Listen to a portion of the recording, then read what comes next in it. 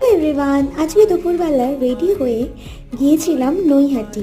তো প্রথমেই একদম বাড়ির সামনে থেকে টোটো ধরে ট্রেন ধরে উঠে গিয়ে নেমে গেলাম নৈহাটিতে, কারণ নৈহাটিতে শুনলাম জুডিও ওপেন হয়েছে। তো চলে গিয়েছিলাম সেখানে কিছু শপিং করতে। তো নিয়ে নিলাম কিছু ওভার সাইজের টি শার্ট, আর আমার একটা জুতো দরকার ছিল। তো তোমরা একটু বলো যে টপটা কেমন লাগছে। তারপরে ওর কিছুই পছন্দ হচ্ছিল না, তাই মুখটা একটু দেখিয়ে দিল আর কি। তারপরে আমার এখানে গিয়ে না এই সোয়েটারটা খুব পছন্দ হয়েছিল, কিন্তু দামটা অনেক বলছিল, তাই আর নিইনি।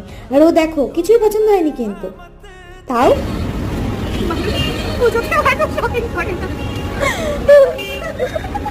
এত টাকা কেনাকাটির পরে চলে গিয়েছিলাম বড়মার কাছে।